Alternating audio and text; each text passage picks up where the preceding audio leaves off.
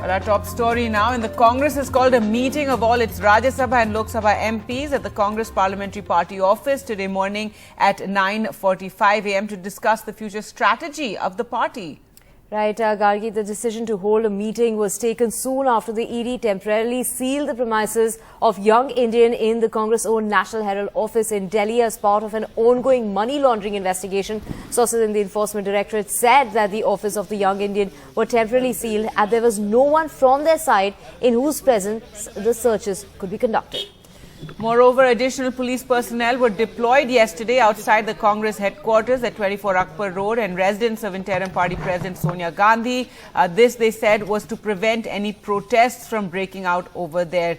Here are some of the statements made yesterday, including Rahul Gandhi's.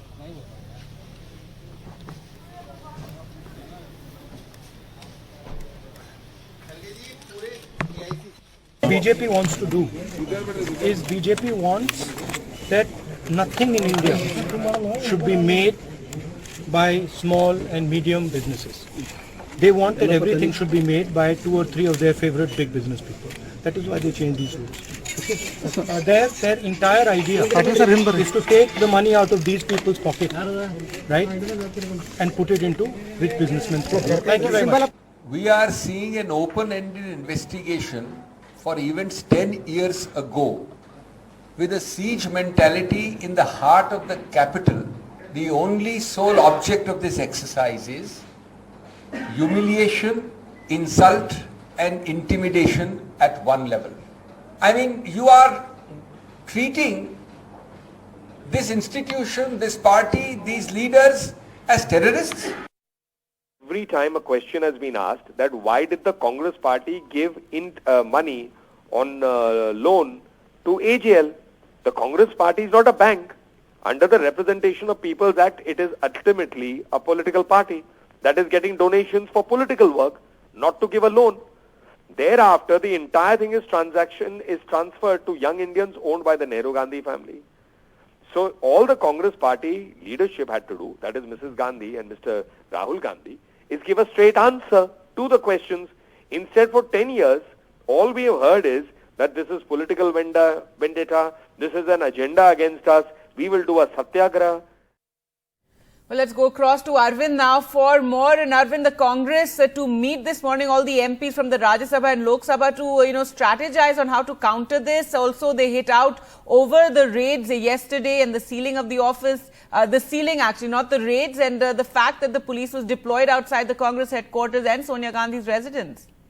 Yeah, that the Congress party has called for a meeting of both Lok Sabha and Rajya Sabha MPs. So the meeting will take place at around 10 a.m. in the Parliament complex, wherein it is likely to be chaired by Congress President Sonia Gandhi. So both Lok Sabha and Rajya Sabha MPs have been called for the meeting. So what we are being told is in this meeting they would be strategizing the plan of protest for this particular alleged misuse of central agency, because that's how the Congress party is calling it. So even in Lok Sabha yesterday, the Congress party was protesting in Lok Sabha against the alleged misuse of central agency. So what we are being told is that after today's meeting, the Congress party will be raising the issue in both the houses of Parliament, in both Lok Sabha and Rajya Sabha. And also tomorrow, the Congress party has planned this massive protest across the country over the issues of price rise, unemployment, and also fuel prices. So as per their earlier plan, they were supposed to march towards Rashtrapati Bhavan. That's all the MPs were supposed to march towards Rashtrapati Bhavan, and all the other senior leaders were supposed to march towards Prime Minister's residence. But the Delhi police has denied them the permission, and the Congress party has decided that despite the permission being denied by the Delhi police, they will still continue with their protest. So in today's meeting, we'll get to know what would be the strategy for today, whether the Congress party will be raising this issue inside both the houses or whether they will be protesting outside the houses.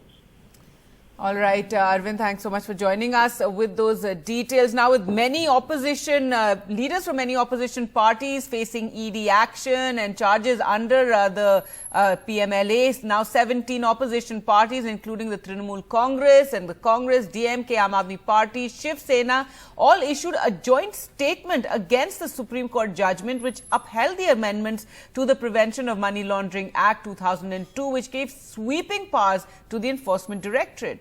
Right, Gargi, they went on to say, we place on record our deep apprehension on the long-term implications of the recent Supreme Court judgment. Upholding is what they said in that statement. The opposition said that the amendments have made it more conducive for the government to engage in political vendetta.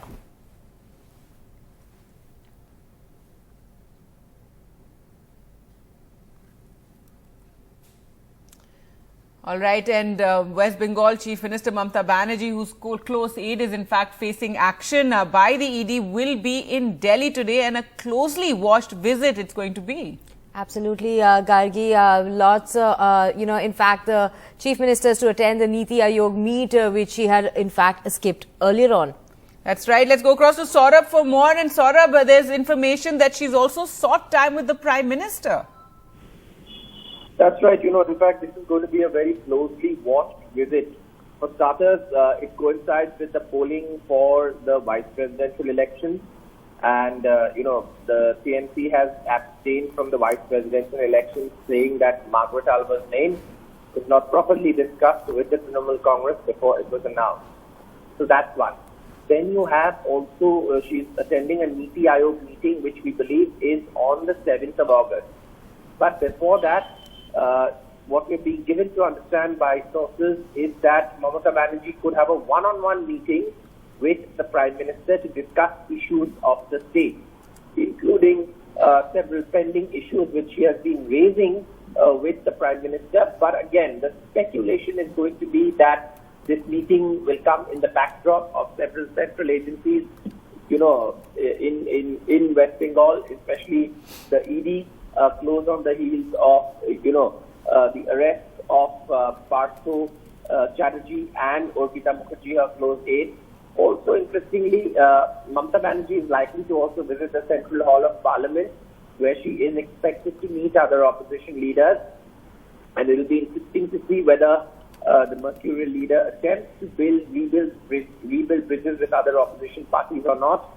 Also, the Trinamool is, she's going to have a meeting with Trinamool MPs, but clearly all eyes are going to be largely on this entire, possibility of a one-on-one meeting with the Prime Minister actually before the Niti Aayog meeting. There was also some, talk yesterday of whether she would meet the Congress President, but that, of course, doesn't seem to have worked out. There is no, talk of that yet, or no announcements of that yet. But yes, Mamata Banerjee's, visit to Delhi this time around being very closely watched, as it comes in the backdrop of her former close aide, Partho Chatterjee, being arrested by the ED.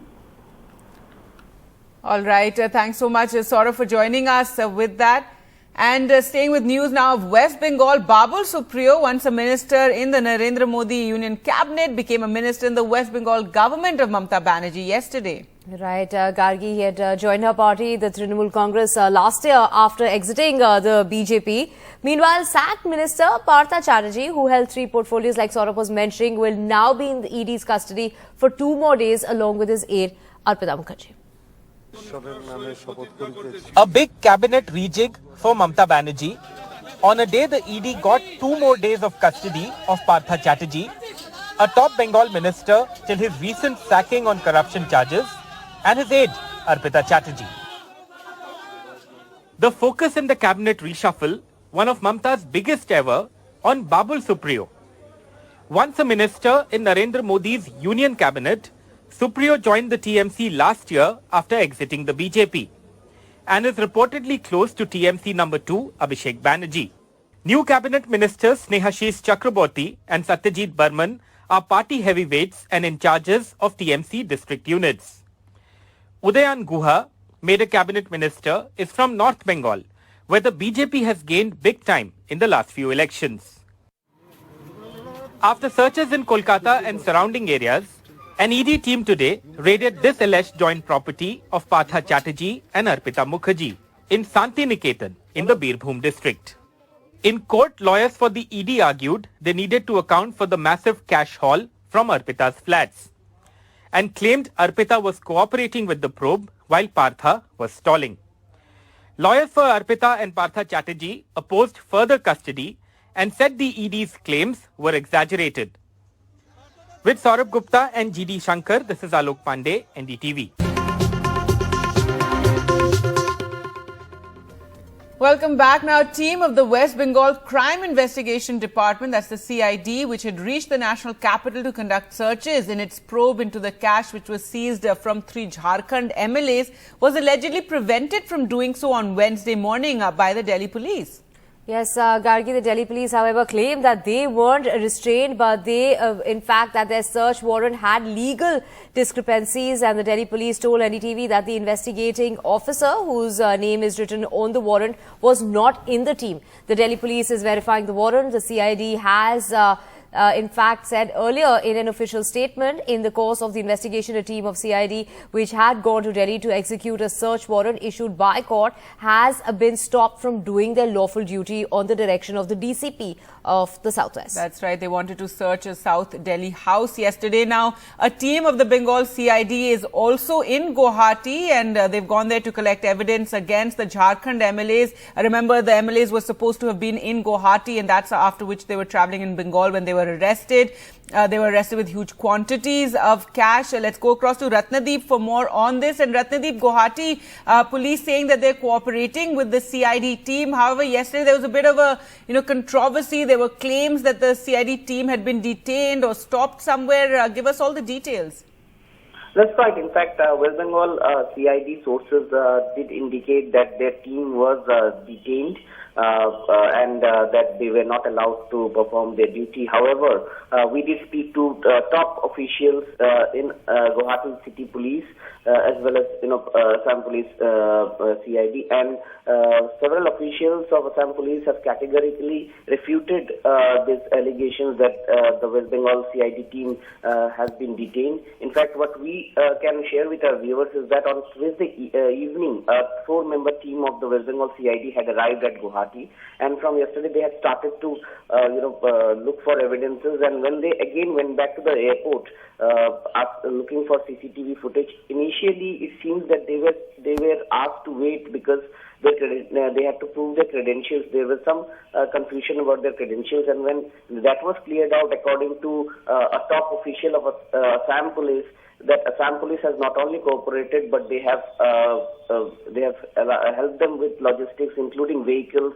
So they are moving around with Assam Police vehicles only. They are looking for evidences, including CCTV footages, because what West Bengal CID is looking at is that as far as information is that these 3 Congress MLAs who were arrested in Howrah had travelled to Guwahati on the 29th and again travelled back on the 30th, and so they were looking for CCTV footages of the hotel as well as the airport. Whether they have been able to get hold of the CCTV footage and other evidences that they're looking forward to is unclear. But Assam Police maintains that there is no obstruction, no hassles created in the investigation from their side. Remember, this comes at a time when the Congress MLA from Jharkhand, Jaimangalam, had actually lodged a FIR in which he had also named Assam Chief Minister and alleged that Assam Chief Minister, that the 3 arrested MLAs had also asked him to come and meet Assam Chief Minister, which Assam Chief Minister has again refuted, saying that these allegations are fake. And one of the Assam cabinet ministers had tweeted pictures of Mr. Jaimangalam visiting Union Coal Minister along with Assam Chief Minister, saying that since they are from the Congress, they know each other for a long time. But now it seems that the West Bengal CID team is in Guwahati and they're trying to collect evidences. All right. So Bengal CID teams both in Delhi and Guwahati probing that case in which 3 Congress MLAs were caught with cash in Bengal. And after they were caught with cash, the Jharkhand Chief Minister Hemant Soren has accused the BJP of trying to engineer a split in the Congress legislature party. That after the Maharashtra government had fallen, the BJP is now focusing on the JMM Congress government in Jharkhand. Right, Gargi Soren, in an exclusive interview with NDTV, has said that he will go to any extent to save his alliance partner Congress, and said that he is ready to face any challenge that might come from the BJP party. Jharkhand की राजनीति में क्या हो रहा है यहाँ के मुख्यमंत्री हेमंत सोरेन से बेहतर कोई नहीं जानता। हेमंत जी, क्या हो रहा है आखिर?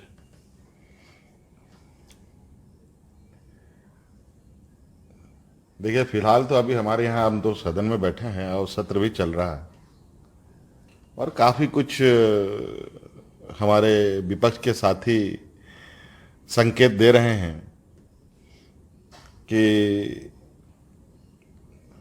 हम लोग राजनीतिक परिभाषा बदलने जा रहे हैं। तो हमने भी थोड़ा उनकी बातों को ध्यान में रखा है कि किस तरीके से ये राजनीतिक परिभाषा बदलना चाहते हैं। आप देख रहे होंगे कि विगत 3 दिनों से वो सदन पर किस तरीके से आचरण कर रहे हैं, किस तरीके से व्यवहार कर रहे हैं। सरकार का ध्यान भटकाने का हर संभव, जिस चीज की सहमति बनती है चर्चा करने के लिए, उस पर हंगामा।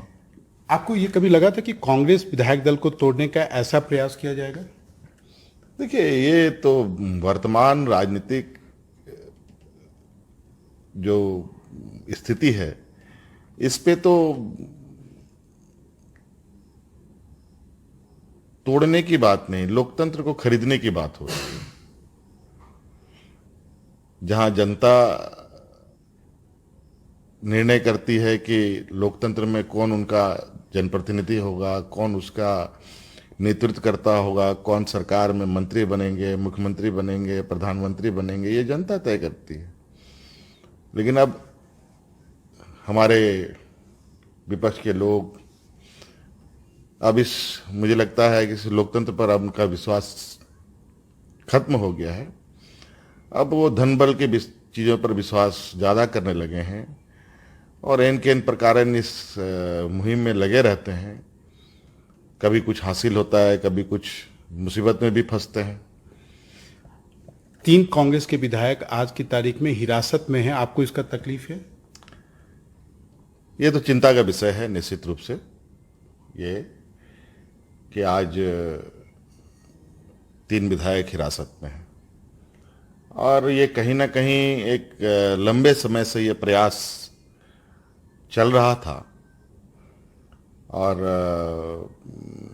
आज चीजें थोड़ा सतही स्तर पर आई है। अब वहां से क्या बात उठ के आती है तब पता चलेगा कि ये जो चैनल है वो आखिर किधर किधर से होते हुए कहां तक जाता है, कहां से उसका उद्गम स्थल है।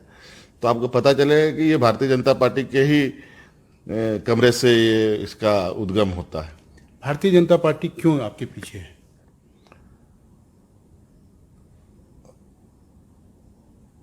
शायद हम सरकार में है इसलिए। क्या चाहते हैं? उनको सत्ता चाहिए। अब ये नहीं चाहते कि देश में इनके अलावा और कोई दूसरा व्यक्ति हो या दल हो वो सत्ता में रहे। तो आप कैसे अपनी सरकार बचाएंगे? अब वो भी देखेंगे। हमें सत्ता जनता ने दिया है और उनकी हर उम्मीदों पर खरा उतरने की कोशिश हमारी हमेशा रहेगी और इस प्रयास पर जो संभव होगा वो हम करेंगे। आप भाजपा से, आज की भाजपा से लड़ सकते हैं? आज हम यहाँ किनके विरोध लड़के आए? आज मैं जिस जगह पर हूँ, आज सरकार हम चला रहे हैं, उस समय ऐसा नहीं था कि उनके पास जो ताकत थी वो ताकत कम थी और आज ताकत बढ़ गई है। ऐसा कोई बात नहीं है। इन्हीं के विरुद्ध में हम लड़के यहाँ आए हैं। तो आने वाला समय में यहाँ पर झारखंड मुक्ति मोर्चा हमारी ताकत बरकरार है ही नहीं बल्कि कहीं ज्यादा मजबूत हुआ। सहयोगी को कैसे बचाएंगे? सहयोगी को टूटने से आप कैसे बचाएंगे? देखिए, सहयोगी को बचाने के में सहयोगी दल का भी भूमिका अहम है और इस विषय पर हमारा जो प्रयास है, मेरा पूरा सहयोग रहेगा। आपके अपने करीबियों को गिरफ्तार किया गया या आपके आज निजी सचिव के साथ में जो है पूछताछ भी हो रहा है, कैसे इसे देखते हैं? देखिए, राजनीति होता है ना कि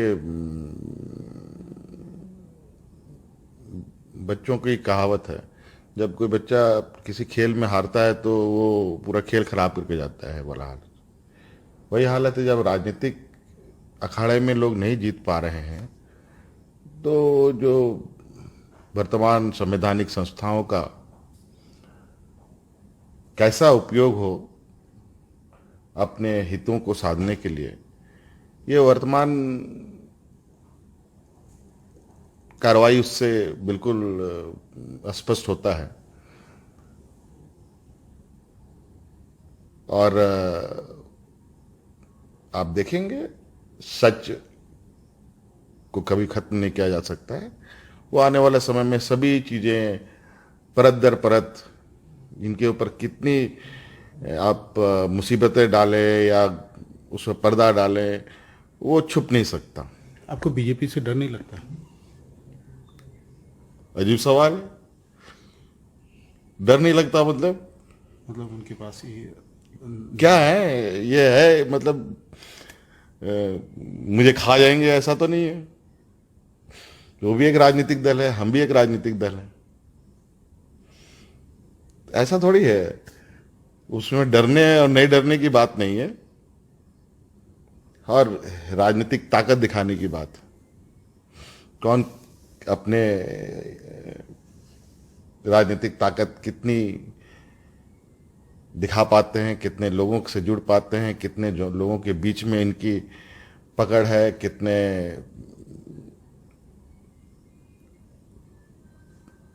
लोगों का समर्थन है। जब राज्य की जनता का समर्थन हमें प्राप्त है तो मुझे लगता है कि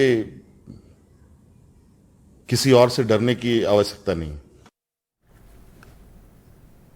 And Karnataka Congress Chief DK Shivkumar hugged the party heavyweight Siddaramaiah on the occasion of his 75th birthday yesterday in public show of unity and bonhomie as far as Rahul Gandhi's presence was concerned yesterday. That was in front of Rahul Gandhi.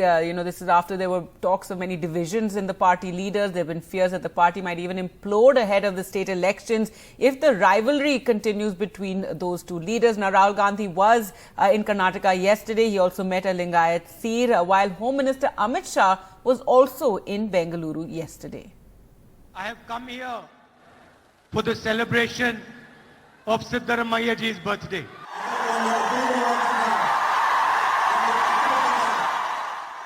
A public show of bonhomie and unity. That is what the Congress leadership wants from feuding leaders in Karnataka. This at a grand show of strength by former Chief Minister Siddaramaiah on his 75th birthday, who had told NDTV on Tuesday that he aspires to be the Chief Minister in 2023. This even as Rahul Gandhi visited a Lingayat mutt in Karnataka, where a seer declared the Congress leader and had been initiated into the sect, and that would pave him the way to become the Prime Minister one day.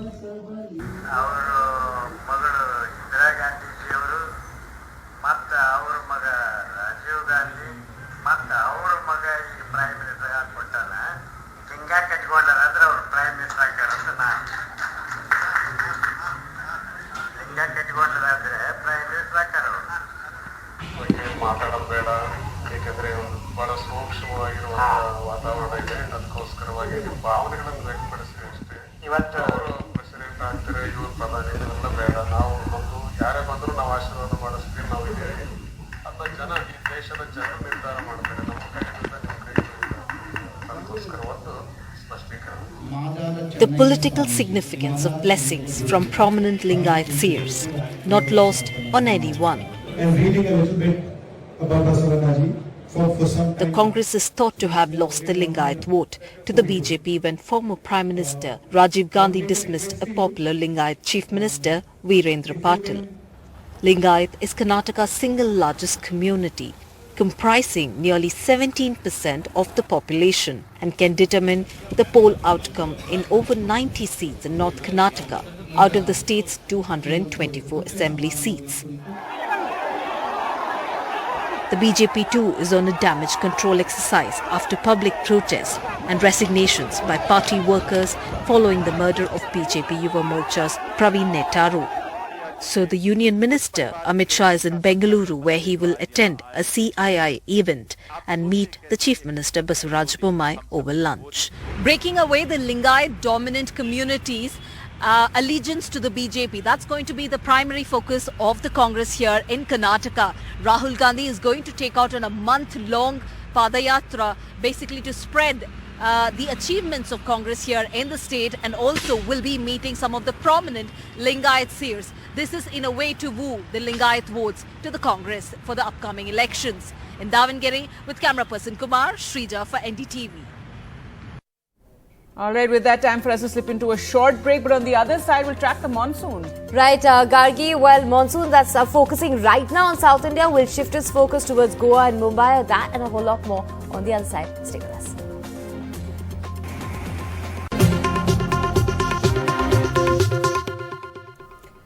Welcome back. Now, no political party is likely to want a debate in Parliament on freebies, since all want it to continue, is what the Supreme Court observed on Wednesday, Gargi. That's right. This even as the union government termed handouts as the road to an economic disaster and urged the Election Commission of India to devise ways to deal with it. Now, the Supreme Court said that an expert body comprising representatives of ruling party, opposition, Niti Aayog, Finance Commission, RBI beneficiaries, as well as those opposing it and other stakeholders should discuss this issue. The Supreme Court has directed the centre to submit a proposal on the constitution of such an independent body within a week on the issue of freebies. Now, Delhi Chief Minister, someone who has been accused of giving freebies by the centre, he tweeted that providing free facilities to the public will not cause an economic crisis. There will be a financial crisis by giving free benefits of lakhs of crores of rupees to friends. And he says ban on announcement before elections. Why? How will the economic crisis be spurred by announcements? They want to target something else. Now, the government on Wednesday withdrew the Personal Data Protection Bill from the Parliament, stating that it would be replaced with a comprehensive framework of global standard laws, Gargi.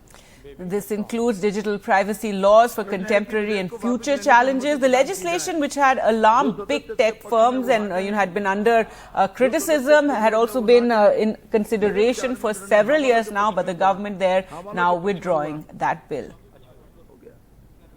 Permission, I withdraw the data protection bill. All right, let's focus now on the weather and monsoon mayhem in the south. A monsoon surge that is being reported from South India is due to strong winds from the Arabian Sea, where those winds are feeding moisture to the west coast. Absolutely, Gargi. That orange category warning stands in place as far as Karnataka is concerned for another 48 hours, and a rain red alert warning has been reduced that we have seen in parts of Kerala, Tamil Nadu and Puducherry. That will continue today as well over the next 24 hours, and the situation is then going to start improving. We are seeing some improvement there. The focus of the monsoon will shift from Kerala, move along the west coast, which is more so towards Goa and then towards Mumbai. Mumbai, in fact, we haven't been seeing much from the monsoon since the mid of July. Now monsoon will start to pick up as far as Mumbai is concerned. Aerial search underway for two fishermen along Tuticorin coast. They went missing after their boat was struck by heavy wind. Schools and colleges remain shut in Nilgiris as the Met forecast heavy to very heavy rainfall. While Chinnakalar of Coimbatore received up to 90 millimeters rain, nearly 6 times above normal, the hill town Valpare, where schools remain shut, received 60 millimeters rain. That's 10 times the normal of 5.9 millimeters. The highest 110 millimeter rain at Tirutani in Tiruvallur district. That's 35 times above the normal 3.4 millimeters. With heavy inflow from Kerala, storage in the Vaigai Dam reached its capacity and waters are being released. In the rest of the peninsula, very heavy rainfall is forecast. Over 100 millimeters of rainfall is expected in Mangaluru and Karwar, with 50 to 60 millimeters likely over Bengaluru and Mysuru. In Kerala too, there are almost 5,000 people in relief camps. 12 people have died since Sunday. In Kochi, Kozhikode, Kannur and Wayanad, over 100 millimeters of rain is expected in the coming 24 hours. With Divya Vadva in Chennai, Sam Daniel, Find TV.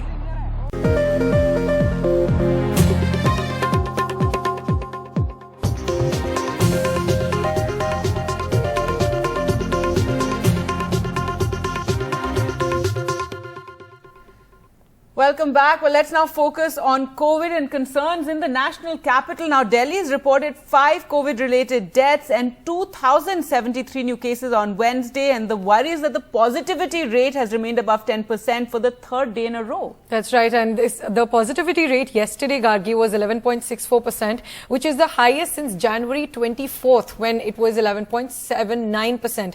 And another point of concern is the daily new cases. The 2,000 mark has been crossed for the first time since June end. So the concerns for COVID are rising, and there are many questions that all of us will have on our minds about the symptoms and also about the testing now. All right, well, joining us, we have a panel of doctors. Doctors, welcome once again to the show. We have Dr. Rajeev Jayadevan, member National IMA Task Force on COVID, Dr. Rahul Tikku, Associate Director, Internal Medicine, Max Healthcare, Dr. Suranjit Chatterjee, Senior Consultant, Internal Medicine, Indraprasth Apollo Hospital, and Dr. Vivek Nangia, Principal Director and Head, Respiratory Critical Care Medicine, Max Saket. Well, thank you again for coming on to the show, and this over the concerns over COVID, rising in Delhi. And the concern also is because what we see happening in Delhi, then we often see, happening in the rest of the country a little later. Dr. Jayadevan, first, if I could come to you, how concerning is this rise that we're seeing in Delhi currently?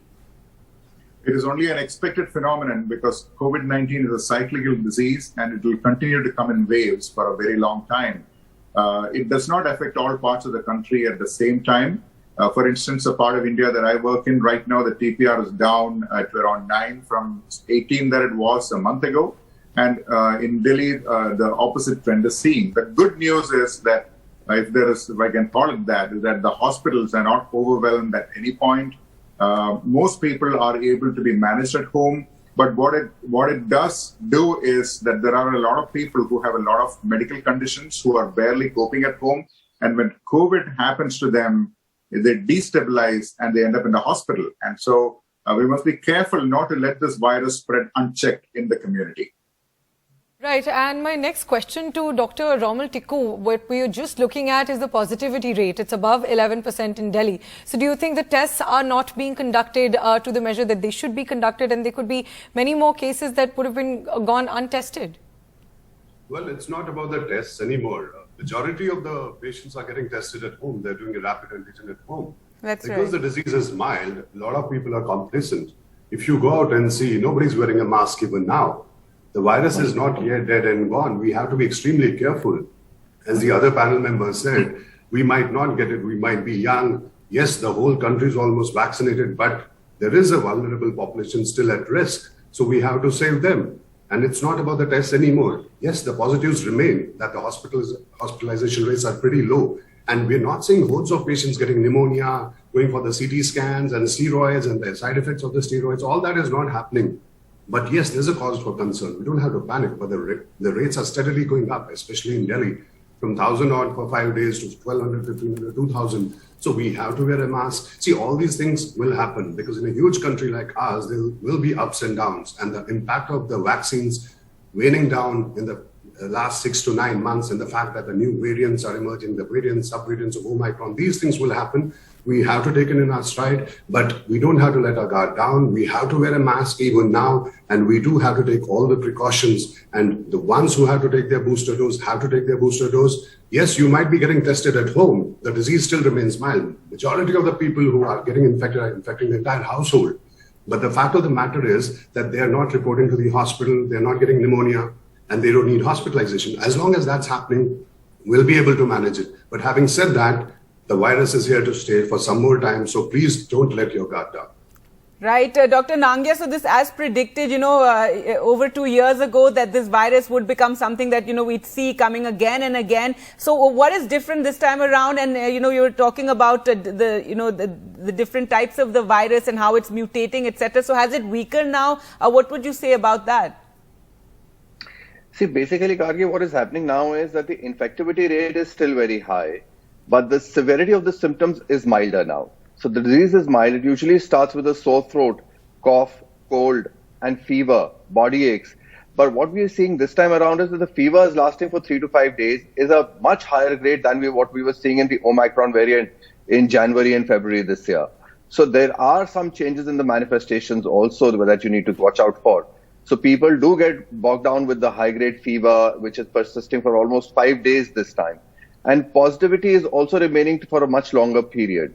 So what is very important besides, as Dr. Tikku said, wearing masks and maintaining all those precautions, is to isolate themselves on day one itself. The day they develop a sore throat or fever or body aches or cough, cold, the first thing they should do is isolate themselves. This is not only for their own benefit, but also for the benefit of the people around them. It's a kind of a social responsibility that we all have. What is happening is that people, despite running cold, cough, fever, they're roaming around in the society, coming to the hospitals, waiting in the waiting area, spreading it to all other people who are waiting, coughing without covering their faces properly, without wearing a mask. So that is what I think if we start doing that, we'll be able to bring down this percentage to a large extent. Right. Important message there, that isolate the day you start developing symptoms. Doctor, you also mentioned the variants. And if I can get to Dr. Suranjit Chatterjee on this, is there any new variant, any concern of a new variant now, or is the Omicron wave, the Omicron variant still dominating the COVID cases in Delhi and across the country?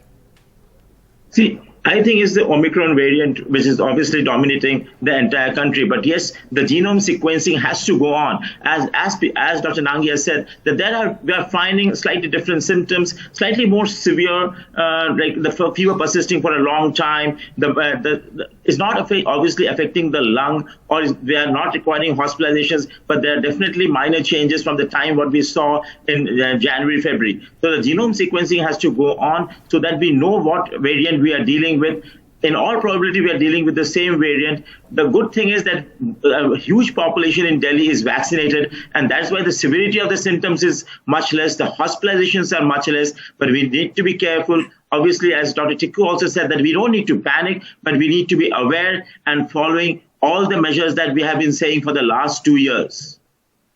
All right. And Dr. Tikku, earlier when we used to talk about the COVID, we used to talk a lot about long COVID and the various impacts, post-COVID on the heart, on, various parts of the body. And while we're saying that this disease might be milder this time, etc., are those concerns still very valid? We don't know how it's going to be affecting our body in the long term. People we know around us, have had COVID twice or thrice as well.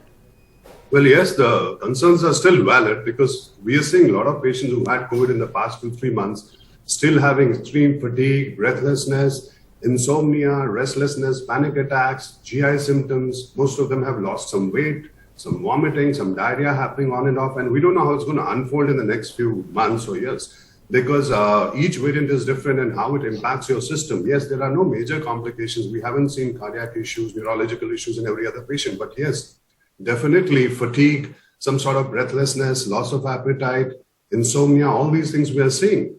That's why we have to be extremely careful. You might get a mild disease, but you don't know how it's going to unfold once you've recovered from the disease. You might get a long COVID, which might land you in trouble. It just affects your quality of life. That's why it's very important that we should not get infected in the first place. Right. And Dr. Jayadevan, if you would like to add anything on long COVID and the symptoms really persisting after testing negative, and also another concern being the testing. Earlier, we would only consider the RT-PCR test as credible, but now, of course, we have home testing. And some people are saying that those come out with false positive results or false negative results. So how trustworthy are those home testing kits in comparison to RT-PCR? First, about the testing, Priyanshi, in the first few days, you are likely to get a negative test in spite of having infection. And that's well known ever since the onset of Omicron, particularly so with antigen testing. So you might turn positive on day 5 when you were negative on day 2. So that's not uncommon. And people tend to be staying positive a little bit longer. You saw U.S. President Joe Biden testing positive today on day 14 of his illness, agreed that it was a rebound case. The second point you raised was that of long COVID.